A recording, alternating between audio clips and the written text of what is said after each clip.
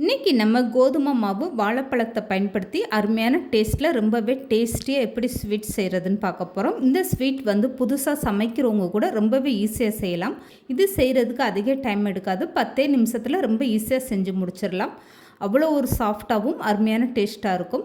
Hello friends, welcome to சமையல் delight.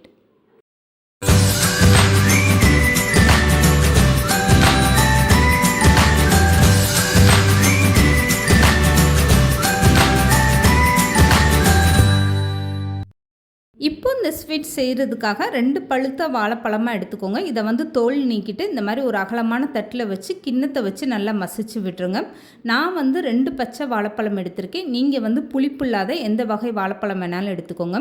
இப்போ வாழைப்பழத்தை மசிச்சு விட்டதுக்கப்புறம் இது கூடவே 3 ஸ்பூன் அளவுக்கு உடைச்ச வெல்லம் சேர்த்துட்டு இந்த மாதிரி கிண்ணம் வச்சு நல்லா மசிச்சு விட்டுருங்க.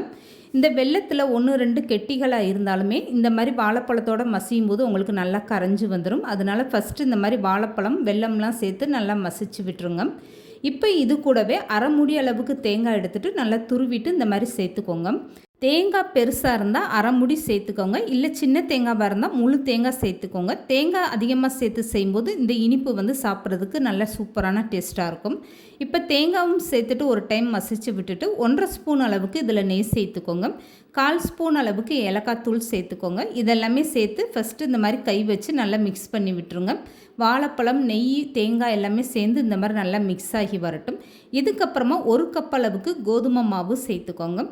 இப்போ இது கூடவே 1/4 ஸ்பூனுக்கும் குறைவான ஆப்ப சோடா சேர்த்துக்கோங்க. ஆப்ப சோடா அதிகமாக சேர்க்கக்கூடாது, கொஞ்சமாக சேர்த்திங்கனாலே போதும். இப்போ இதெல்லாமே சேர்த்துட்டு மாவை இந்த மாதிரி நல்லா மிக்ஸ் பண்ணி விடுங்க. உங்களுக்கு மாவு எந்த அளவுக்கு தண்ணியாக இருக்கோ அதுக்கப்புறமா கூடுதலாக நீங்கள் கொஞ்சம் மாவு சேர்த்து பிசைஞ்சு எடுத்துக்கோங்க. எனக்கு வந்து 2 வாழைப்பழத்துக்கு 1/4 கப் அளவுக்கு கோதுமை மாவு அது வந்து கரெக்டாக இருந்தது. மாவு பிசை நீங்கள் தண்ணியோ பாலோ எதுவுமே பயன்படுத்த வேண்டாம். இந்த வெல்லத்தில் இருக்க ஈரப்பதமும் வாழைப்பழத்தில் இருக்க ஈரப்பதமே போதுமான அளவு தான். இப்போ பாருங்கள், 1/4 கப் அளவுக்கு மாவு சேர்த்து இந்த மாதிரி ஒரு சாஃப்டாக கெட்டியாக நான் பிசைஞ்சு எடுத்துட்டேன். இந்த மாவை அப்படியே மூடி போட்டு ஒரு 5 நிமிஷம் நல்லா ஊற வச்சு எடுத்துக்கோங்க. இப்போ இந்த ஸ்வீட்காக சக்கரை பாகு ரெடி பண்ணணும். இதுக்காக 3/4 கப் அளவுக்கு உடைச்ச வெல்லம் எடுத்துக்கோங்க. அரை கப் அளவுக்கு தண்ணி சேர்த்துக்கோங்க. இப்போ ஸ்டவ் ஆன் பண்ணிவிட்டு இந்த வெல்லத்தை நல்லா கலந்து கொடுத்துருங்க. வெல்லம் வந்து கரைஞ்சி ஒரு கொதி வந்தால் போதும். இது வந்து கம்பி பதம் எதுவுமே தேவையில்லை. நம்ம குலோப் ஜாமுனுக்கெல்லாம் சக்கரை பாகு எப்படி ரெடி பண்ணுவோமோ அந்த மாதிரி பிசுபிசுப்பு தன்மையாக இருந்தால் போதும். இப்போ வந்து மண்டை வெல்லம் எல்லாமே நல்லா கரைஞ்சிருச்சு. இதை வந்து வடிகட்டி எடுத்துகிட்டு திரும்ப அதே பாத்திரத்தில் நீங்கள் வச்சுக்கோங்க.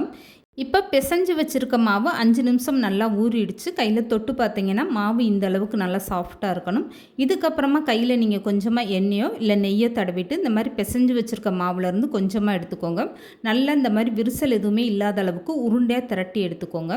இந்த மாதிரி சின்ன சின்ன உருண்டைகளை திரட்டி எடுத்துக்கிட்டிங்கன்னா போதும். இப்போ வந்து திரட்டி எடுத்து வச்சுருக்க மாவுலேருந்து ஒன்று எடுத்து உள்ளங்கையில் வச்சுட்டு இந்த மாதிரி லேசாக கையினால் விரித்து விட்டுருங்க.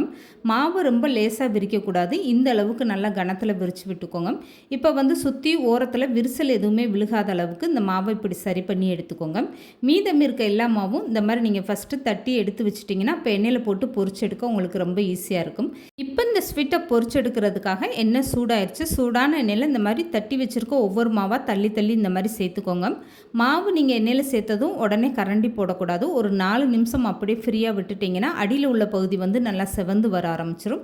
அதுக்கப்புறமா கரண்டி வச்சு இப்படி லேசாக எடுத்து விடுங்க. இந்த மாதிரி மேலே எலும்பி வந்ததுக்கப்புறமா நீங்கள் திருப்பி விட்டு பொரிச்சு எடுத்துக்கோங்க. இதே மாதிரி நீங்கள் ஸ்டவ்வை மீடியமாக வச்சுட்டே கொஞ்சம் பொறுமையாக இந்த ஸ்வீட்டை பொரிச்சு எடுத்துக்கோங்க. இப்போ பாருங்கள், இந்த ஸ்வீட் எல்லாமே நல்லா கலர் மாதிரி பொரிஞ்சு வந்துருச்சு. இதுக்கப்புறமா நீங்கள் எண்ணெயை வடிச்சிட்டு வெளியில் எடுத்துருங்க.